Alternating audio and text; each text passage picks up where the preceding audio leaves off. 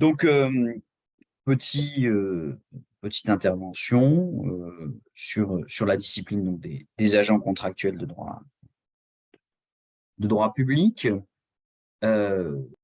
Alors, pourquoi parler de discipline des contractuels? Parce que la gestion, les contractuels de droit public, hein, puisqu'on va parler uniquement des contractuels de droit public, dans les trois versants de la fonction publique, sont en train de prendre une place de plus en plus, non pas forcément importante, mais du moins de plus en plus persistante dans le droit de la fonction publique, ce qui amène éventuellement à prendre des sanctions disciplinaires. Les modalités de fonctionnement de la discipline sont pas tout à fait les mêmes entre les versants. Ça colle entre l'État et l'hospitalière à peu près, mais dans le versant territorial, il y a des éléments qu'on ne retrouve pas dans le versant État ou hospitalier. Avec, on le verra, finalement très peu de textes en matière de procédure disciplinaire.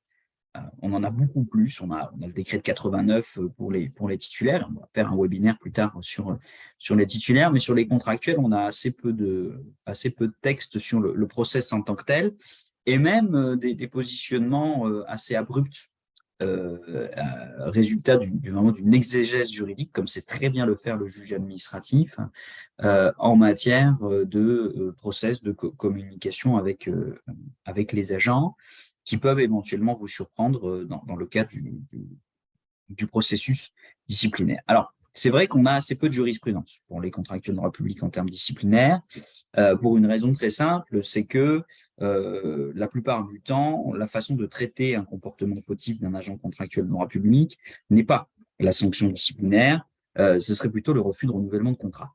Et ça, j'en parlerai quelques instants, hein, parce que lorsque je refuse le renouvellement du contrat d'un agent contractuel de droit public en me basant sur des comportements fautifs, donc c'est une décision prise en considération de la personne, c'est une décision qui doit être prise dans le respect du rappel des droits de la défense en application de l'article 65 de la loi du 22 avril 1905 sur la communication des éléments avant toute décision prise en considération de la personne. Donc même un refus de renouvellement à caractère disciplinaire, il faut faire attention parce qu'on a des éléments de processus qui ne sont pas clairement établis, mais qui sont le fruit de la jurisprudence et de l'application de cet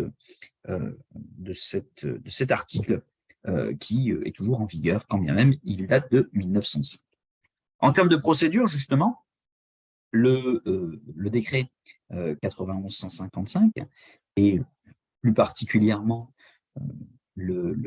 l'article sur la procédure disciplinaire, l'article 40 du décret 91-155, n'a pas été modifié depuis sa création. Et c'est la raison pour laquelle la procédure est assez simplifiée. Et quand bien même il y a eu la création d'une instance qui est la commission consultative paritaire, ça n'a pas venu vraiment renforcer le processus disciplinaire, si ce n'est la nécessité d'avoir cet avis, et encore la nécessité d'avoir cet avis pour les sanctions d'exclusion temporaire supérieures à 3 jours et le licenciement, mais même le process devant la commission consultative paritaire n'est pas aussi encadré que le process devant la commission administrative paritaire. Du coup, on a un process qui est beaucoup plus simplifié. Alors, sur le programme qu'on va voir aujourd'hui, je vais vous faire un petit rappel quand même sur la notion de faute, hein, la notion de faute qui n'est rien d'autre qu'un manquement à une obligation. Donc, dans le processus intellectuel, quand je vais lancer une sanction disciplinaire, une procédure disciplinaire, la première étape, c'est de recueillir les faits qui sont susceptibles de constituer un manquement de constituer une faute, donc un manquement à une obligation. Ce qui veut dire que dans un deuxième temps, il va falloir que j'identifie le comportement fautif et que je fasse un lien entre le comportement fautif et le manquement à l'obligation, et donc à une obligation, afin de matérialiser une faute. On verra ensuite la question de la suspension, puisque La suspension était possible hein, pour les contractuels de droit public, mais elle a été précisée avec des petites adaptations liées au statut dans les dernières modifications d'il y a maintenant quasiment un an sur les contractuels de droit public. La question des démarches à suivre, et donc je vous ai dit là, c'est assez simplifié, mais bon, c'est assez simplifié, mais c'est pas parce que c'est simplifié qu'on peut pas aller au-delà. Après, c'est une question de management et d'objectifs de discipline. Ensuite, on verra les sanctions disciplinaires, donc les différents types de sanctions disciplinaires qu'on peut infliger à un agent contractuel, qui sont différentes de celles des fonctionnaires, fatalement, puisqu'ils ne sont pas dans la même position statutaire et réglementaire. Et enfin, la notion de proportionnalité de la sanction, qui est une notion importante et pas forcément facile à appréhender. Alors, en ce qui concerne les principes généraux de la discipline, on a 3 principes en matière disciplinaire. Premier principe, c'est l'unicité de la sanction.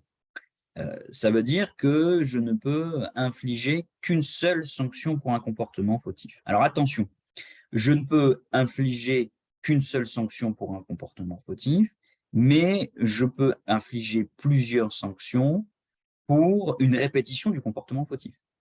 Donc, si par exemple j'ai un agent qui est en retard plusieurs fois, je peux prendre en compte l'ensemble de ses retards pour lui infliger une sanction. Puis plus tard, il est à nouveau en retard, et ben je peux à nouveau le sanctionner pour ce retard. Mais c'est un deuxième retard, c'est pas le même que celui initial. Par contre, cette unicité de la sanction signifie que je ne peux sanctionner qu'une seule fois un agent pour pour un même comportement fautif. Donc, je ne peux pas utiliser la discipline pour sanctionner plusieurs fois un agent pour le même comportement. Deuxième principe, c'est la motivation de la sanction. Une sanction disciplinaire doit être motivée. On y reviendra très vite fait, doit être motivée en droit et en fait. On doit pouvoir comprendre en fait à la lecture de la sanction disciplinaire quel est le comportement fautif, à quelle obligation l'agent a manqué, donc ça me permet de constituer la faute, et aussi de comprendre pourquoi on inflige telle ou telle sanction, de manière à ce que le juge puisse apprécier le caractère proportionné de la sanction, qu'il ne constate pas que c'est hors de proportion avec la sanction qui a été infligée. Et enfin, dernier point, et ça c'est quelque chose qui indirectement est souvent pas tout à fait appliqué, c'est l'exhaustivité des sanctions. J'ai une liste exhaustive de sanctions disciplinaires et je ne peux pas inventer d'autres sanctions disciplinaires que celles qui sont prévues dans le décret, en l'occurrence 91-155 pour les contractuels du versant hospitalier. Et je ne peux pas utiliser d'autres outils que ceux qui sont prévus. Alors, c'est vrai que c'est plus fréquemment une dérive qui concerne les fonctionnaires, parce que il y en a plus, donc on les sanctionne plus. Mais ça peut assez arriver aux contractuels de droit public, par exemple, refuser une évolution de la rémunération d'un agent au motif d'un comportement fautif, et ben, c'est en dehors de l'exhaustivité des sanctions. Donc là, il faut faire très très attention parce que ça peut être considéré comme une sanction déguisée. Et donc, qu'on ait un détournement de pouvoir, un détournement de procédure le cas échéant. Donc, unicité, motivation, exhaustivité des sanctions.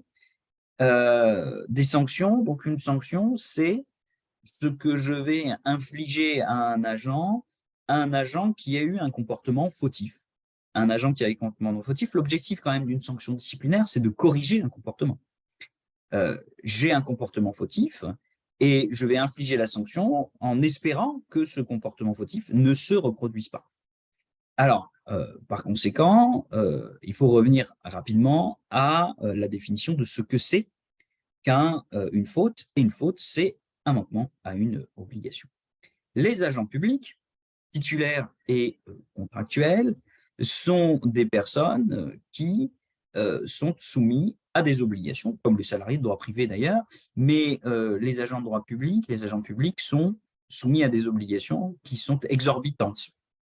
du droit commun de la relation professionnelle, du fait de leur statut d'agent public et du fait qu'ils représentent le service public, et que cette image-là, elle est aussi importante et qui participe au fonctionnement du service. Donc, la première étape dans un processus disciplinaire, c'est d'identifier et de qualifier les faits. D'identifier et de qualifier les faits. D'ailleurs, le juge administratif, quand il va contrôler la légalité d'une décision en sanction disciplinaire, il va regarder dans un premier temps si les faits reprochés à un agent public constituent des fautes de nature à justifier une sanction. Je vous ai mis une jurisprudence de principe. Et donc, qu'est-ce que c'est qu'une faute de nature à justifier une sanction? C'est un manquement à une obligation. Donc, c'est un contrôle que fait non seulement le juge du fond, mais aussi le juge de cassation. Donc, on va vraiment très, très loin dans le contrôle. Il considère que le caractère effectif des faits reprochés, c'est un élément de qualification juridique qui permet, le cas échéant, d'aller en cassation, d'aller au Conseil d'État dans le cas d'un recours, dans un sens ou dans l'autre. Et c'est vraiment la première chose que l'agent se pose comme question, que l'employeur, doit se poser comme question, c'est: est-ce que je suis face à un comportement fautif? Et donc, du coup, avant d'arriver à cette question-là, il faut être sûr des faits qui sont reprochés à l'agent. Donc, l'employeur doit pouvoir justifier de manière exhaustive et claire et de manière consistante les faits qu'on va devoir retrouver sur la décision portant sanction disciplinaire et qui caractérise un manquement à une obligation.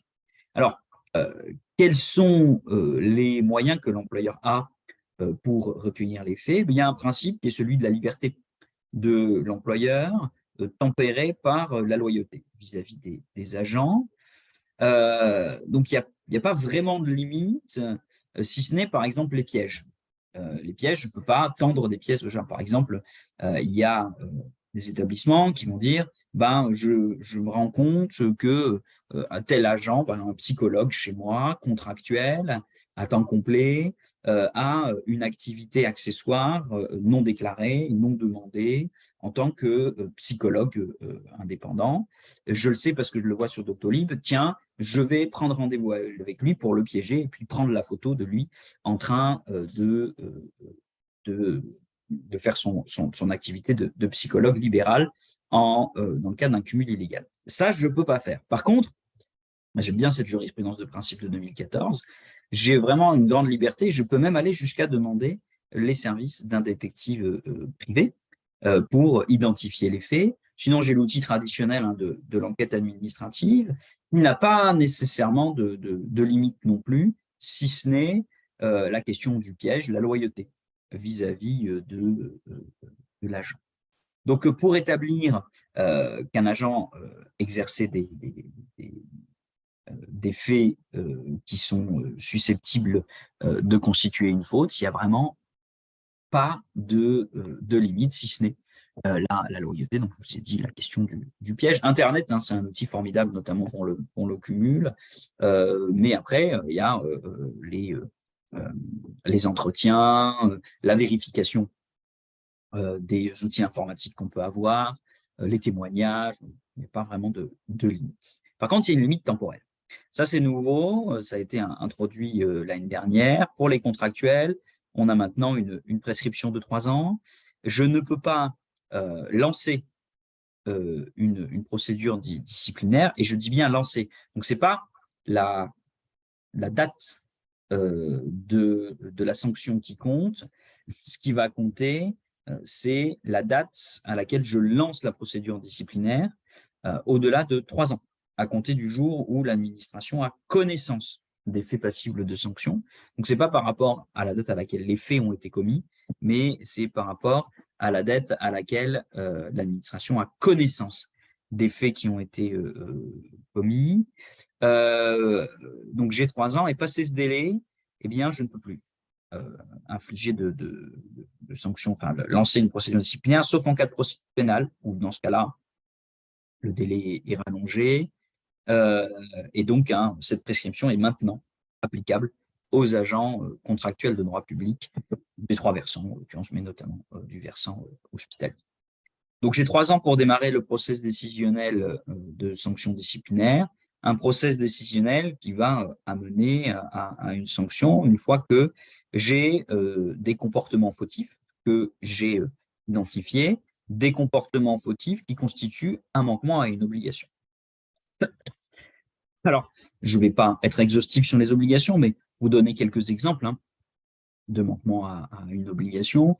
On a les obligations qui sont prévues par le Code général de la fonction publique, qui reprend les obligations du titre 1, avec l'obligation d'obéissance, l'obligation de transparence, l'obligation de dignité.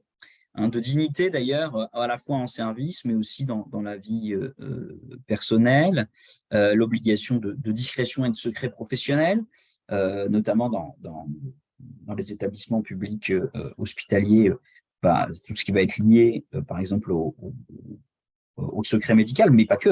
La discrétion, ça va bien au-delà. La neutralité et la laïcité, avec la loi de 2016 sur le renforcement de la laïcité, le fait de ne pas harceler, ou la dérive du pouvoir hiérarchique. Donc on a ces obligations, mais qui ne sont pas exhaustives, puisqu'on a aussi des obligations qui ont été construites par la jurisprudence du juge administratif. Alors, on va voir quelques obligations. Donc, les obligations que je qualifie de morales, donc l'obligation de dignité, d'impartialité, d'intégrité et de probité. Par exemple, l'agent des services hospitaliers qui accepte des bijoux d'un patient vulnérable en échange de services et qui les revend, c'est un manquement à l'obligation de probité. Ou l'agent du service social du personnel qui a une relation sexuelle avec une collègue en situation de vulnérabilité morale et financière, dans le cadre d'un accompagnement pour mettre en place des aides. Là aussi, c'est un manquement à l'obligation de dignité, d'intégrité et de probité.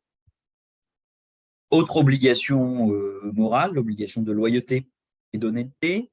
Alors, quand on parle de l'obligation de loyauté et d'honnêteté, donc vous voyez, ça c'est quelque chose qui est jurisprudentiel. C'est non seulement l'honnêteté, la loyauté vis-à-vis des usagers, mais aussi vis-à-vis des collègues et vis-à-vis de l'employeur.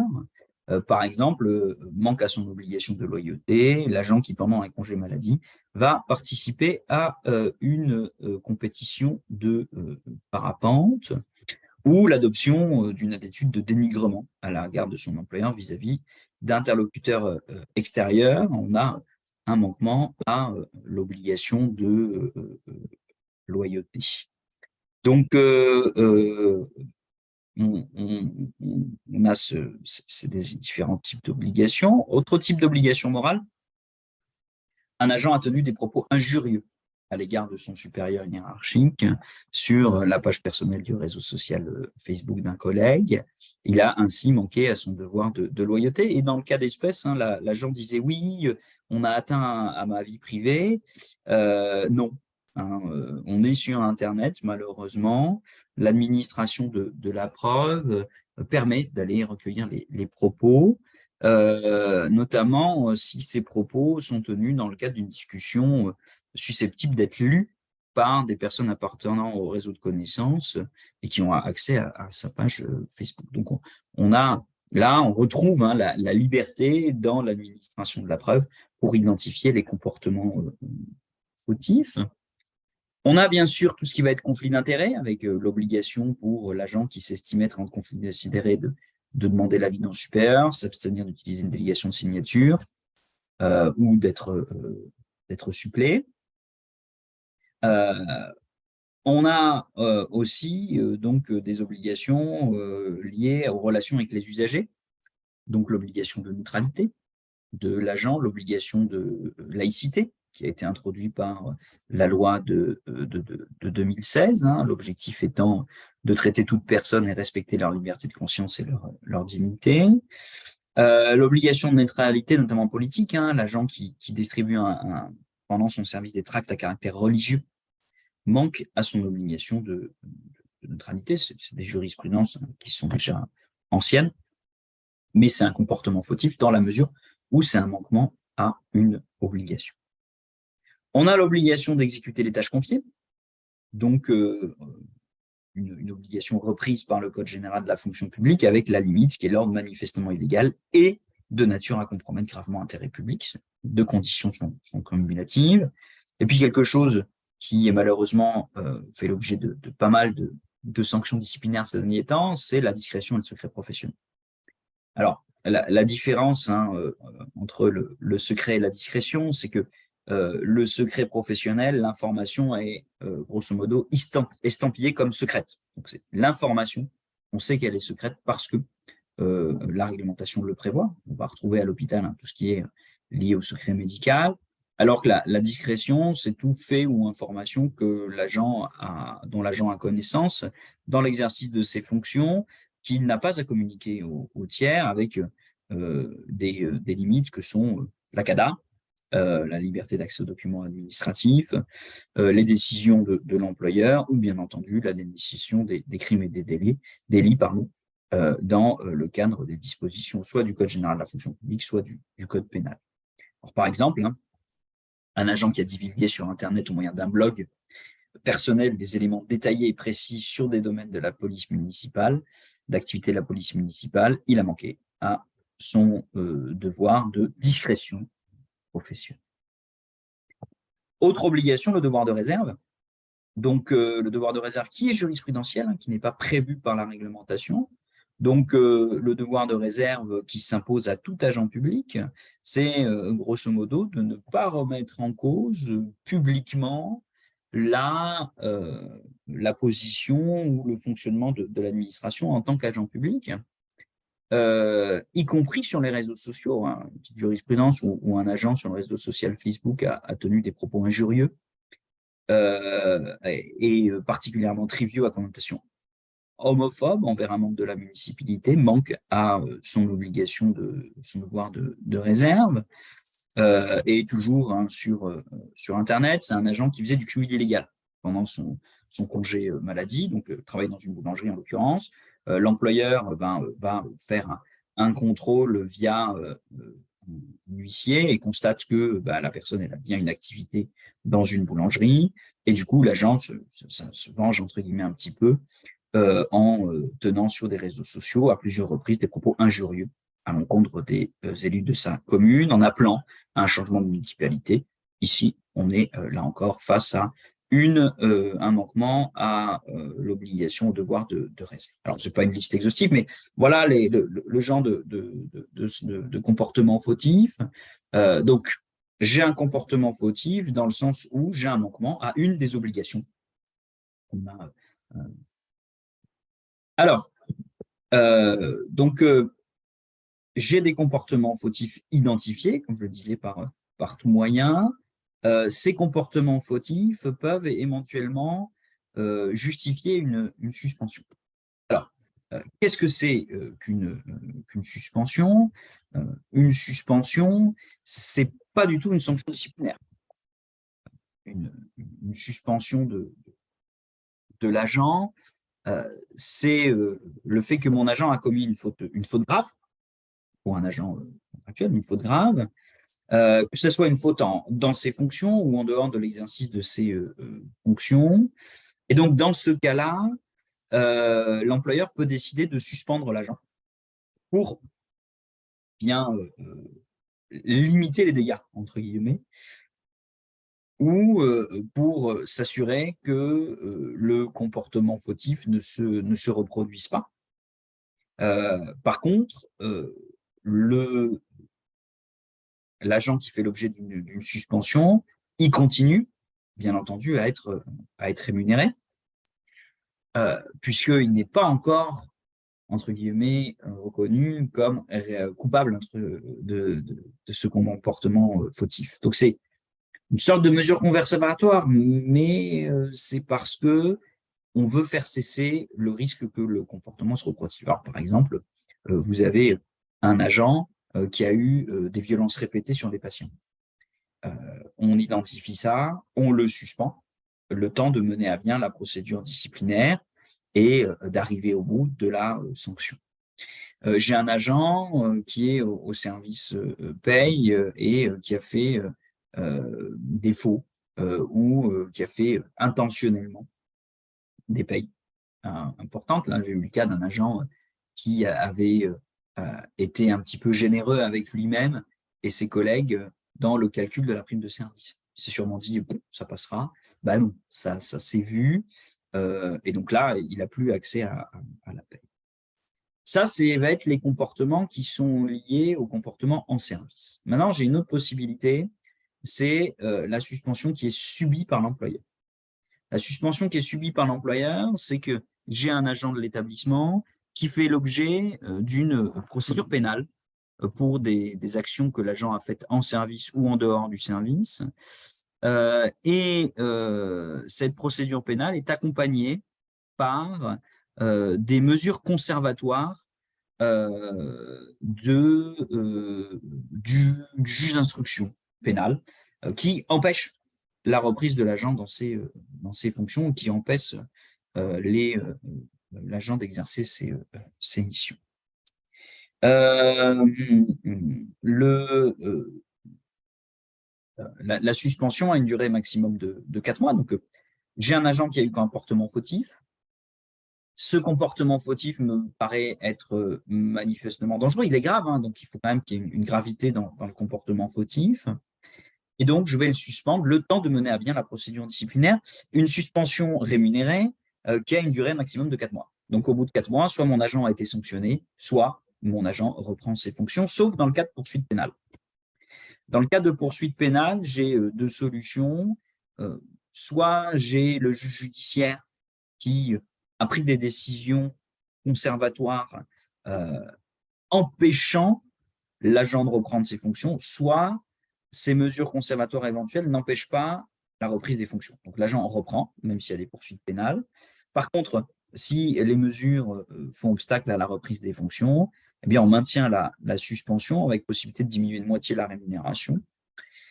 Et on informe le magistrat, le procureur et la commission consultative paritaire de cette mesure de prolongation de la suspension au-delà de 4 mois. Alors, par exemple, vous avez une personne où il y a eu des comportements fautifs avec des patients et il y a des plaintes des familles, une plainte au pénal, une procédure pénale, et le juge d'instruction nous a pris comme mesure compensatoire l'interdiction d'être en contact ou d'avoir une activité de soins. Donc là, je vais pouvoir maintenir la suspension de l'agent jusqu'à la fin de la procédure pénale ou jusqu'à le prononcé de la sanction. Alors là-dessus, une toute petite parenthèse, c'est l'articulation entre le juge pénal et le juge administratif. Le juge pénal n'impose sa vision au juge administratif qu'en matière de constat des faits, mais pas en matière de qualification des faits. C'est-à-dire qu'on peut tout à fait avoir une procédure pénale qui n'aboutit pas, alors que je vais sanctionner l'agent en administratif parce que les conditions de la sanction disciplinaire administrative sont remplies, alors que l'infraction pénale, les conditions de l'infraction pénale, et notamment très souvent l'intention, n'étaient pas remplies. Donc, il y a des faits, oui, hein, si le juge pénal dit non, les faits ne sont pas établis, le juge administratif est tenu par ces faits. Par contre, si le juge pénal nous dit ces faits sont établis, mais la qualification pénale de tentative de mise en danger de la vie d'autrui ou ne sont pas remplies, ça ne veut pas dire, et donc il y a un non-lieu, ça ne veut pas dire que en administratif, je ne peux pas sanctionner l'agent. Donc, c'est deux choses bien différentes et pour le faire de manière très simple, le juge pénal ne tient pas à 100% l'administratif en l'état. Alors, on a cette suspension, on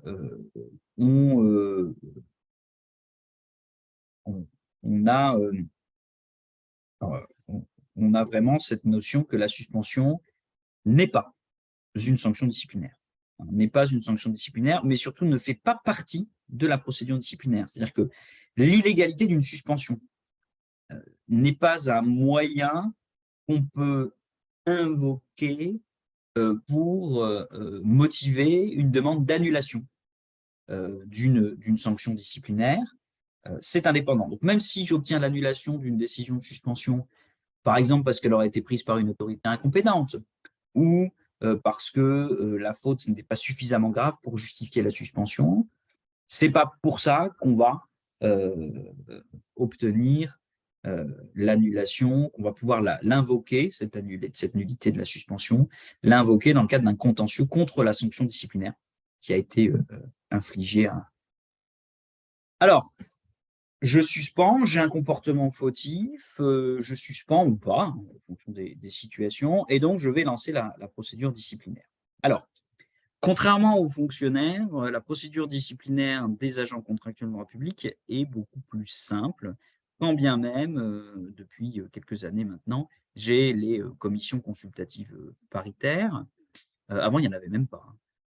Donc, c'était quand même assez abrupt comme procédure. Ça peut être assez lapidaire, et vous allez voir, en matière de respect du droit de la défense, ça peut éventuellement vous surprendre, parce que on n'a pas d'obligation de faire un entretien avec l'agent, et on n'a aucun texte non plus qui prévoit la présence du contractuel à la réunion de la commission consultative paritaire, ce qui va être très très différent des commissions administratives paritaires pour les fonctions. Donc, de manière très très schématique et très simple, l'obligation, c'est d'informer l'agent du comportement fautif, et mener éventuellement une enquête administrative. Et une fois que j'ai les faits qui sont établis, eh bien d'informer l'agent que on lance une procédure disciplinaire, et de lui rappeler ses droits. Vous allez voir que ces droits sont pas forcément sont moins importants que pour les titulaires. Une fois que j'ai fait ça, j'ai aucune obligation de faire un entretien avec l'agent. Par contre, maintenant, en fonction de la sanction disciplinaire, j'ai l'obligation de saisir avant la commission consultative paritaire. Donc, pour tout ce qui est exclusion temporaire supérieure à 3 jours et pour le licenciement, je dois saisir la commission consultative paritaire. Mais même là, sur les modalités de saisine de la commission consultative paritaire, je n'ai pas grand-chose dans l'arrêté de 2018. J'ai même quasiment rien en matière disciplinaire, si ce n'est 2 points sur les modalités de vote et la possibilité de faire un vote électronique, faire une réunion électronique. Mais j'ai rien sur il n'y a même pas de texte qui me prévoit la convocation de l'agent. On convoque les membres, oui, mais l'agent ne nous dit même pas qu'il a le droit de participer à la commission consultative paritaire. On ne nous dit pas la forme du rapport, rien de tout ça. Et on ne nous dit pas non plus que l'avis doit être motivé. Ce qui est très différent de la commission administrative paritaire. Par contre, la décision que je vais prendre, après ou pas l'avis de la commission consultative paritaire, elle doit être motivée, ça c'est clair. Mais l'avis en tant que tel, c'est pas marqué dans le texte. Alors, c'est pas parce que c'est pas marqué qu'on peut pas aller au-delà, notamment pour avoir une décision saine. Entrons un peu dans le détail. Donc l'agent à qui une procédure qui est concernée par une procédure disciplinaire, eh bien, on va devoir lui rappeler ses droits, donc l'inviter à prendre connaissance de son dossier contenant notamment le rapport disciplinaire avec les comportements fautifs qui lui sont reprochés et la sanction disciplinaire qui peut être concernée. Il doit être informé aussi du droit à la communication intégrale de son dossier. Alors ça s'applique à toute décision prise en considération de la personne, et de la possibilité de se faire assister par un défenseur de son choix. Alors, et puis c'est tout, hein. L'article 40, qui est le même depuis 1991, prévoit juste ces éléments-là. Et encore, je suis généreux dans leur traduction, puisque c'est pas aussi précis ces vocabulaires-là. Vraiment, c'est très, très simple, il y a assez peu de droits. Alors, il y a la question de la possibilité de présenter des observations. Moi, je vois, à mon sens, le droit de présenter des observations écrites me semble être un droit suffisamment fondamental. Enfin, j'utilise le mot fondamental à mauvais escient ici pour un juriste, mais disons un droit suffisamment important dans le cadre du contradictoire pour permettre à l'agent de faire des observations écrites. Maintenant, sur les observations orales, bah, tout dépendra si j'ai un moment d'échange oral avec l'agent. De la même manière, sur le fait de citer des témoins. Ce n'est pas expressément prévu. Ça l'est pour les fonctionnaires, mais ça ne l'est pas pour les contractuels de droit public.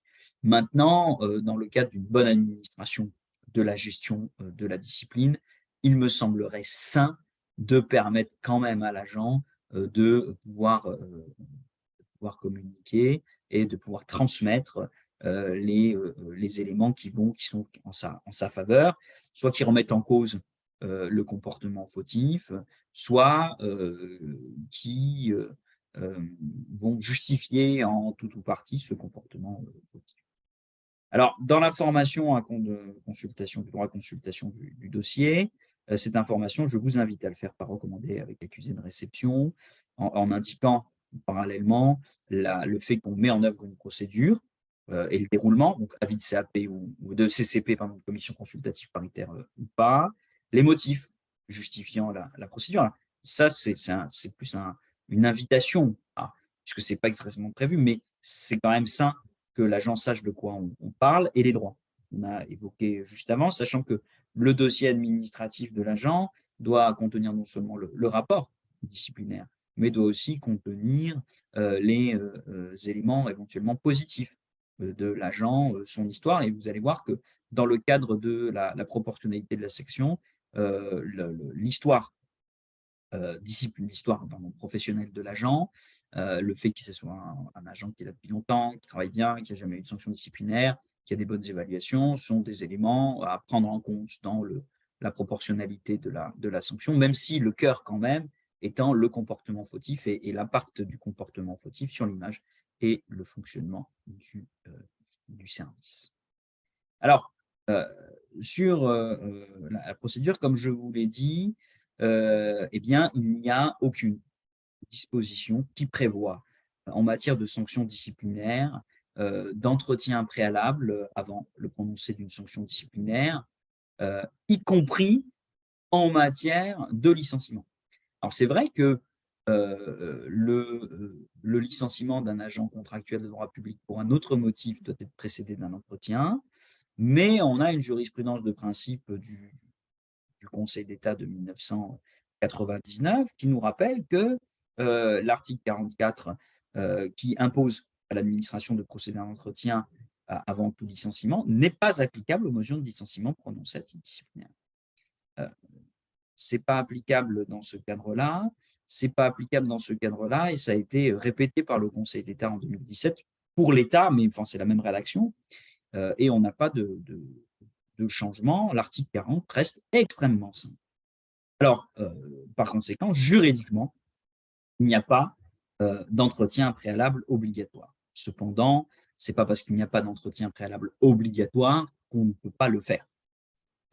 Et ça peut être sain, justement, d'avoir un entretien pour expliquer à l'agent la raison pour laquelle on a pris la décision de le licencier pour comportement fautif, et puis aussi de pouvoir échanger justement là par oral et éventuellement aussi par écrit sur les raisons du comportement et les éléments qui justifie ou pas ce comportement en tant que tel. Donc, certes, ce n'est pas obligatoire, mais bon, ça peut être quand même assez sain de, de produire l'entretien, enfin de faire un entretien avec l'agent. Alors, au-delà de l'entretien, se pose la question de l'avis de la commission consultative paritaire. Donc, pour rappel, la commission consultative paritaire, c'est l'organe de représentation des agents contractuels de droit public qui est pris en charge par un établissement de l'établissement, avec un nombre, donc c'est paritaire, un nombre de représentants titulaires et suppléants des agents mélangés. Hein, il y a une CCP et qui sont élus, qui ont été le fruit des élections professionnelles du 8 décembre dernier, plus des représentants de l'administration qui sont désignés parmi les fonctionnaires de catégorie A des établissements du CRU. Donc, fonctionnaires et agents de catégorie A. Donc, on a cette commission consultative paritaire qui a différentes compétences et qui doit donner un avis avant toute décision de discipline qui sont autres que l'exclusion temporaire de fonction jusqu'à 3 jours et le licenciement. Il n'y a pas, contrairement à la CAP, il n'y a pas de composition particulière de la commission consultative paritaire en matière disciplinaire. C'est la CCP normale qui se prononce en matière disciplinaire. Il n'y a pas non plus, je l'ai dit, d'obligation de convoquer l'agent. Ce n'est pas prévu par la réglementation. On a des délais de 15 jours avant pour convoquer et puis des délais pour communiquer les éléments au président aux agents représentants de la CCP par le président qui est le directeur ou son représentant de l'établissement support. Mais il n'y a pas de règle obligatoire pour convoquer l'agent à la commission consultative paritaire. Par contre, les deux petites différences, c'est que c'est obligatoirement du présentiel lorsque la CCP se réunit en matière disciplinaire. Et en matière de vote, eh bien, la CCP émet son avis à la majorité des membres présents et non pas à la majorité des suffrages exprimés dans les autres cas. Ce qui change un peu la donne, parce que, en fait, si j'ai sur les 12 représentants d'une CCP, 6 représentants de personnel, 6 représentants de l'administration, et que sur ces 12-là, il n'y en a que 6 qui votent et 6 qui votent positif, ben on n'est pas bon, parce qu'on n'est pas la majorité, on est à l'égalité. Il en faudrait 7. Donc, alors que si je suis sur une autre matière, par exemple une contestation d'un entretien annuel, eh bien, là, on aurait une majorité, puisqu'on aurait les 6 qui votent pour, et on prend les suffrages exprimés et non pas les membres présents. Donc, c'est les seules 2 petites différences qui existent sur les CCP. Il n'y en a pas d'autres en matière disciplinaire, ce qui est quand même assez étonnant au regard, par exemple, de ce qui se passe en commission administrative paritaire, au regard de la territoriale, puisque la territoriale renvoie directement au texte sur les commissions administratives paritaires, et en matière du respect des droits de la défense. Donc, ni entretien, ni présence à la CCP obligatoire. Maintenant, ce n'est pas parce que ce n'est pas obligatoire qu'on n'est pas, là. Donc, procédure disciplinaire assez simple pour les agents contractuels, avec des droits bien moindres que ceux des fonctionnaires. Et une fois qu'éventuellement j'ai l'avis, ou je suis arrivé au bout de cette petite procédure, eh bien, je vais prendre une décision qui doit être motivée. Hein, donc, la décision, elle doit être motivée dans les conditions du Code général de la fonction, du Code des relations entre le public et l'administration, pardon. Donc, c'est une modification qui doit être écrite, comporter l'énoncé des considérations de droit. Donc, ce sera vu le Code général de la fonction publique, vu le décret 8155, vu, le cas échéant, l'arrêté de 2018 sur les CCP, et puis les considérations de fait. Donc, vu le rapport d'enquête administrative, vu les témoignages de monsieur machin, considérant que madame a fait une compétition de parapente alors qu'elle bénéficiait d'un congé de grave maladie rémunéré par l'employeur. Et puis, ce qui est bien, c'est de qualifier, considérant que ce comportement est un manquement à l'obligation de loyauté et d'honnêteté vis-à-vis de l'employeur. Donc, une motivation en droit ayant fait, avec un risque en cas de contentieux qu'il y ait une annulation au motif d'une absence de motivation ou d'une insuffisance de motivation. Une fois que je suis allé, que j'ai ma décision qui a été prise, bah là ici, pour pouvoir prendre cette décision, il faut connaître les sanctions du, qui sont possibles pour les contractuels. Donc, on a plusieurs sanctions disciplinaires. On a une liste de sanctions disciplinaires. Alors, je l'appelais échelle, mais ce n'est pas forcément une échelle dans laquelle on monte. Ce qu'on va regarder, c'est le comportement fautif, l'impact du comportement fautif sur l'image et le fonctionnement du service, pour choisir une sanction proportionnée. Et je peux tout à fait directement licencier un agent. Ce n'est pas avertissement d'abord, blâme ensuite, exclusion temporaire, puis licenciement. Non. On peut directement aller vers le, le licenciement de l'agent sans passer par les autres sanctions disciplinaires. Donc, on a différentes sanctions disciplinaires avec leur impact sur le dossier qu'on va voir rapidement, qui ont été modifiées ces derniers temps, enfin il y a à peu près un an. Donc, première sanction disciplinaire, c'est l'avertissement. L'avertissement qui n'a pas d'effet en tant que tel sur la situation de l'agent, ni sur son dossier. Et en termes de procédure, eh bien, on doit informer donc de l'agent par écrit de ses droits, communiquer le dossier. Alors, rappeler son droit à communication du dossier, communiquer les faits reprochés, comme on a vu avant, et puis éventuellement une enquête administrative et motiver la sanction. Donc, tout ce qu'on a vu en amont, sans commission consultative paritaire. Il n'y a pas d'obligation d'envoyer le dossier à l'agent, l'ensemble du dossier. Je dois lui communiquer les faits qui lui sont reprochés.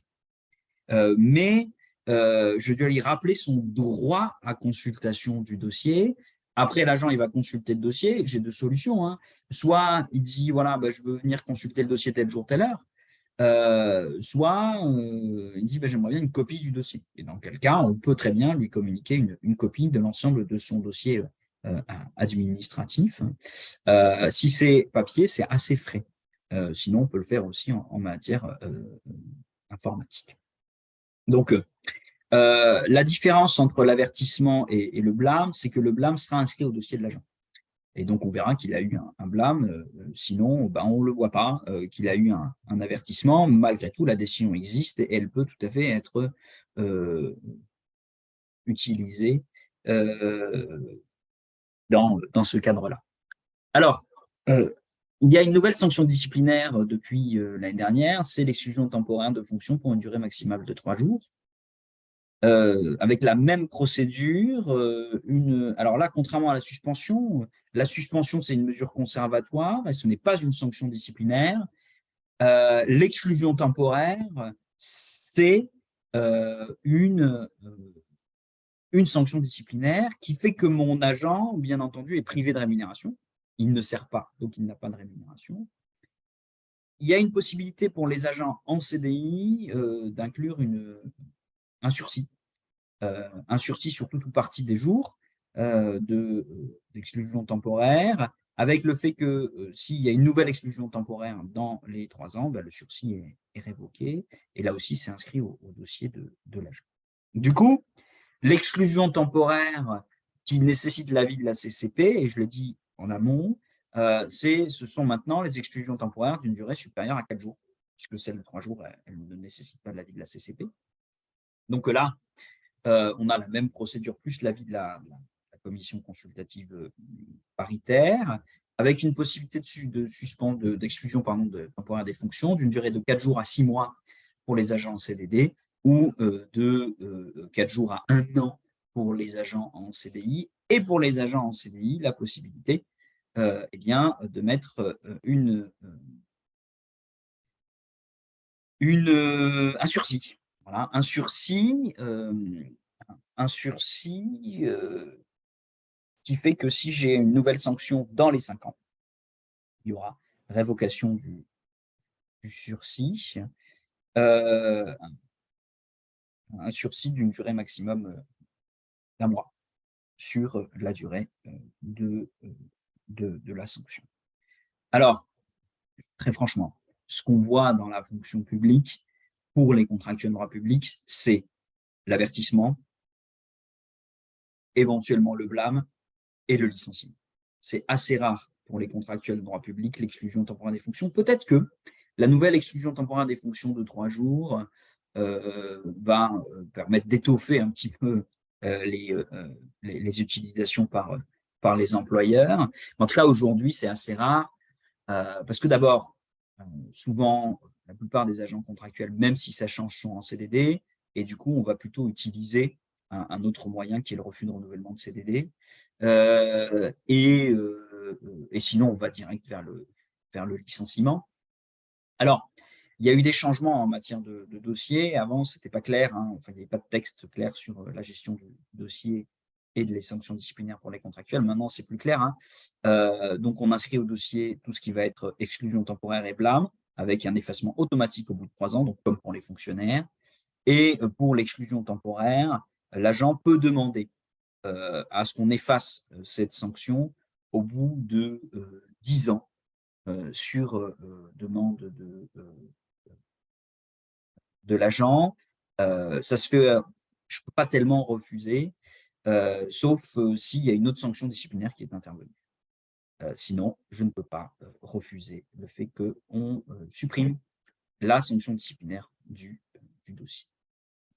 Alors, j'en ai déjà parlé, on a donc une liste limitée. Maintenant, on a une autre sanction implicite, indirecte, c'est ce que j'appelle le refus de renouvellement à caractère disciplinaire. Où là, je vais refuser le renouvellement du contrat du fait d'un comportement fautif de l'agent en service. Et du coup, comme c'est une décision prise en considération de la personne, eh bien, c'est possible hein, de refuser le renouvellement pourvu que l'intéressé ait été mis à même de faire valoir ses observations. Ça veut dire que si je refuse le renouvellement du contrat, une décision qui n'a pas à être motivée, puisque ce n'est pas un droit, hein, le renouvellement du contrat. Donc, si je refuse le renouvellement du contrat, je ne suis pas obligé de motiver ma décision, mais je dois quand même avoir rappelé à l'agent les droits à consultation de son dossier avant cette décision pour lui garantir les droits de la défense en application, ce que j'ai évoqué, de la loi de 1905, hein, du 22 avril 1905, article 65, qui est toujours en partie en vigueur, et qui rappelle ce droit à consultation, ce droit à information des motifs qui président la décision prise en considération de la personne. Donc, ça, c'est très important. Et on a de plus en plus de contentieux sur ces questions. Alors, comment je fais pour choisir parmi mes sanctions? Eh bien, je dois infliger à l'agent une sanction proportionnée, hein. C'est un contrôle du juge d'ailleurs, hein. Le juge, il va contrôler, d'une part, hein, si les faits sont constitutifs d'un manquement à une obligation, donc si c'est une faute, et deuxièmement, il va contrôler si la sanction retenue est proportionnée à la gravité des faits, avec un contrôle de cassation, hein, lorsque la sanction retenue est hors de proportion avec les fautes commises. Donc cette proportionnalité, elle s'apprécie comment? Donc, on parle de proportionnalité lorsque, eh bien, on va regarder, enfin, on va regarder l'articulation entre le comportement fautif et la gravité des fautes commises, le comportement général de l'agent, le caractère répétitif des manquements reprochés. Donc, si je fais plusieurs fois le même comportement, je peux infliger une sanction plus forte. La nature des fonctions de l'agent, on va être en théorie plus sourcilleux, plus on monte, ou aussi lié à l'activité en tant que telle. Donc, par exemple, j'ai un agent qui est en retard. Être en retard, c'est une faute. C'est un manquement à l'obligation de service et de se conformer à l'organisation du service. Mais l'impact de ce retard sera différent en fonction du fait que je sois un agent qui n'est pas en contact avec les usagers, qui n'a pas à ouvrir un truc, alors que si jamais je suis aux admissions et que mon bureau, je dois l'ouvrir à telle heure pour accueillir les usagers, les patients, mon retard a un impact sur le fonctionnement du service. Et c'est ça qu'on va regarder. On regarde l'impact sur l'image et le fonctionnement du service pour pouvoir se forger la conviction de telle ou telle sanction disciplinaire. On va regarder aussi la manière de servir de l'agent et son passé disciplinaire. pour déterminer si oui ou non on est face à une sanction qui doit être proportionnée ou hors de proportion. Alors avec le fait que quand on parle d'hors de proportion, on doit regarder aussi, et c'est ça que le juge va regarder, si les sanctions sont les sanctions inférieures à celle qui a été infligée, sont des sanctions qui sont hors de proportion, c'est-à-dire qui ne sont pas suffisamment importantes par rapport au comportement fautif. Donc, on regarde à la fois si le juge contrôle si la sanction en tant que telle est proportionnée et aussi si la sanction d'en dessous, les sanctions d'en dessous, auraient été hors de proportion, c'est-à-dire pas assez fortes pour infliger, par rapport au comportement fautif qui a été identifié par.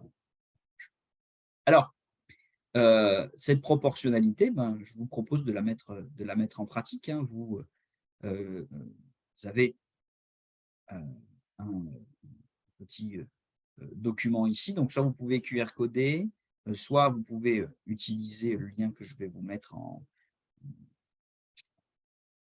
dans le volet discussion pour pouvoir vous inscrire et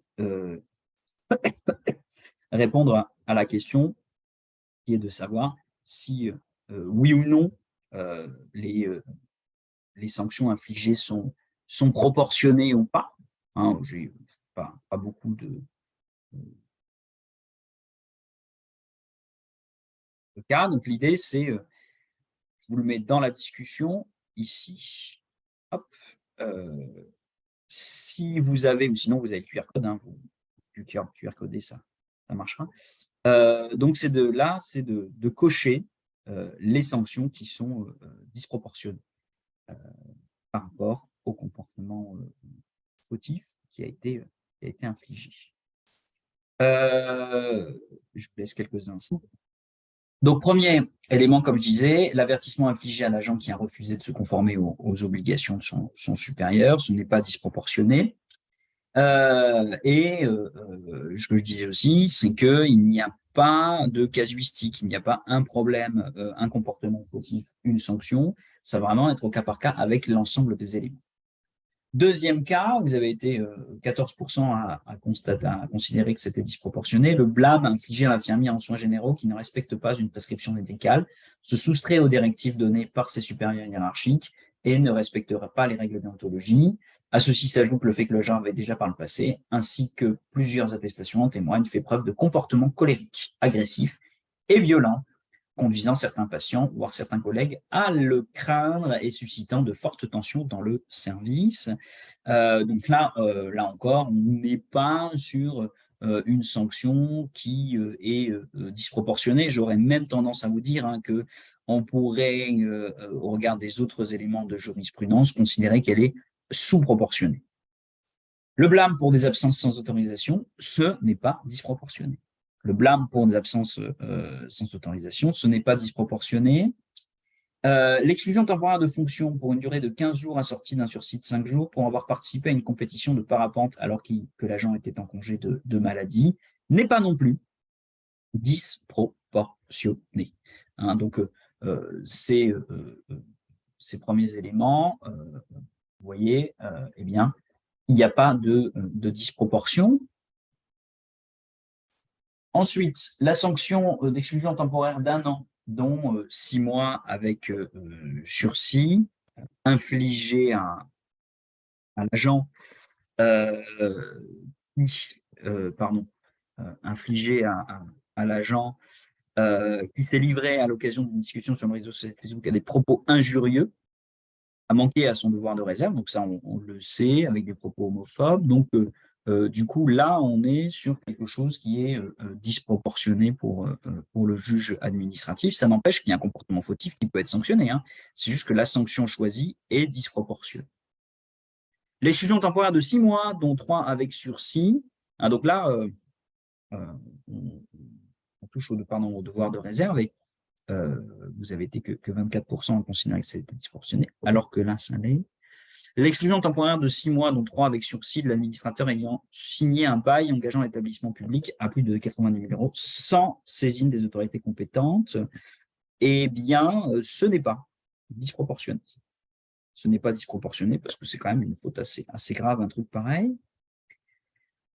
Le licenciement pour un comportement distant, des propos vexatoires, générant au sein du service des tensions vivement ressenties par l'agent, ayant une ancienneté de 15 ans, n'ayant jamais fait l'objet d'une sanction disciplinaire, n'ayant travaillé effectivement qu'une vingtaine de mois sur les 5 années précédentes, à la tête d'un bureau qui était en pleine réorganisation, eh bien là, on est sur de la disproportion.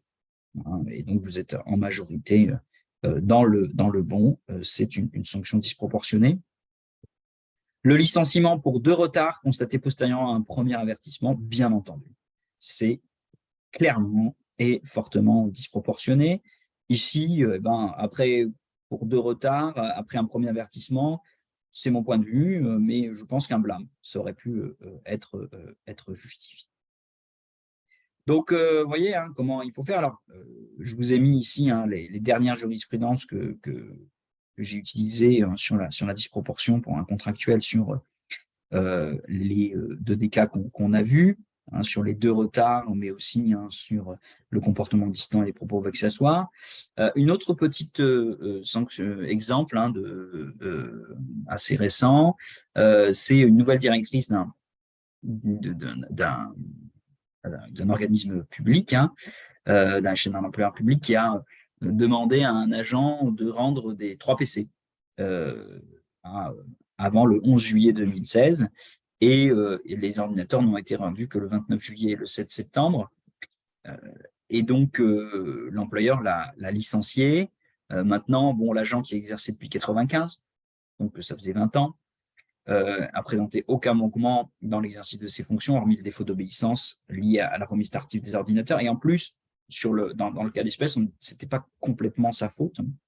Donc, des circonstances, et vous voyez, compte tenu de ces états de service, c'est ce qu'on prend en compte pour déterminer notamment le caractère proportionné, eh bien, le licenciement est disproportionné. Alors, le licenciement d'un agent contractuel, s'il est annulé, notamment au motif de la disproportion, pour un autre motif de procédure, c'est autre chose et je ne peux pas trop rentrer dans le détail, mais pour un motif de disproportion, le comportement, l'annulation, pardon, de la décision de l'employeur entraîne l'application de la jurisprudence sur l'éviction illégale. Donc, réintégration, reconstitution éventuellement de carrière et indemnisation de l'agent, que ce soit toujours les préjudices qu'il a subis en service, sur l'impact sur ses de droits à pension, retraite ou protection sociale, mais aussi la réparation intégrale du préjudice subi par l'agent durant cette période. Je vous remercie d'avoir joué le jeu et d'avoir suivi ce webinaire.